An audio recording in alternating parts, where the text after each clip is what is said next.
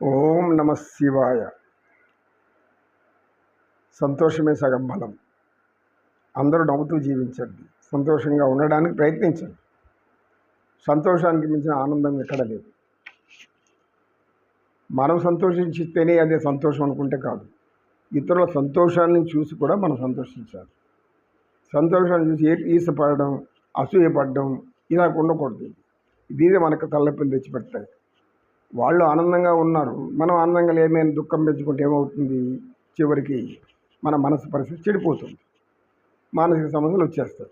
కనుక తోటి మానవులు వాళ్ళు ఆనందిస్తుంటే అది మన ఆనందం భావిస్తాం. మనకు ఆనందం లేదు, అది మన కర్మ.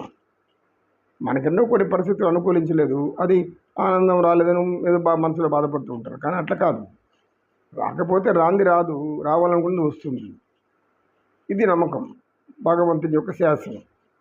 నువ్వు కోరుకున్నవన్నీ నీ దగ్గరికి రావు, నీకేది రావాలో అది వస్తుంది. భగవంతుడు అంత గొప్పవాడు. ఎందుకు? నువ్వు కోరుకునే కోరికల్లో నీ కష్టాలు తెప్పించేట్టు ఉంటాయి. అది నీకు అర్థం కాదు. అర్థం కాని దాన్ని పట్టుకొని నాకు నేను ఈ కోరికే నాకు మంచిది, ఈ కోరికే మంచిది అనుకుంటూ ఉంటే ఎట్లా? ఆ కోరిక నెరవేరాలంటే నువ్వు అనుకుంటే అయిపోతుందా? భగవంతుడు కూడా అనుకోవాలి కదా. తాను ఒకటి తలచినా భగవంతుడు ఒకటి తలచును.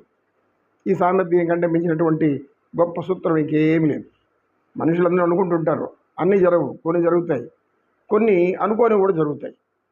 అది ఎందుకు అటు జరిగాయి? మనం అనుకోనివి కూడా జరుగుతాయి. ఎందుకు అనుకుంటాయి? ఒక వ్యక్తి నేను ఈరోజు అప్పు చేయాలనుకుని బయలుదేరుతాడు.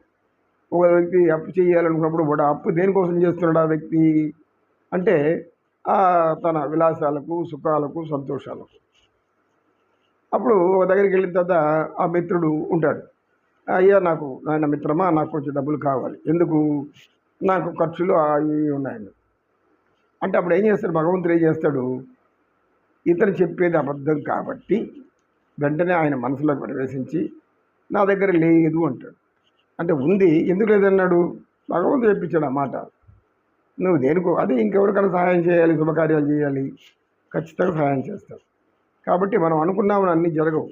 మన కష్టాలు ఎలా అనుకుంటే వచ్చే వెనకాల వస్తూనే ఉంటాయి. ఇది ఒక ఉత్తమమైనటువంటి ఆలోచన. ఈ ఆలోచన ఆచరిస్తే అంతకంటే మించింది మనకు ఇంకే ఆనందము లేదు. దీనికి సంబంధించి ఒక చిన్న కథ చెప్పమని అందరూ అడిగారు. అయ్యా ఇది మీరు చెప్తున్నది ఏదో నాకు అర్థం కాలేదు, మాకు అందరికి కూడా కొంచెం అర్థమైనట్లుంది, మీరు ఏదైనా మాకు వచ్చిన కథ రూపంలో చెప్పండి. అలాగే తప్పకుండా చెప్తానైనా. ఒక ఊరిలో ఒక వ్యక్తి కష్టపడి జీవిస్తున్నాడు, చాలా కష్టంతో జీవిస్తున్నాడు. సంసారము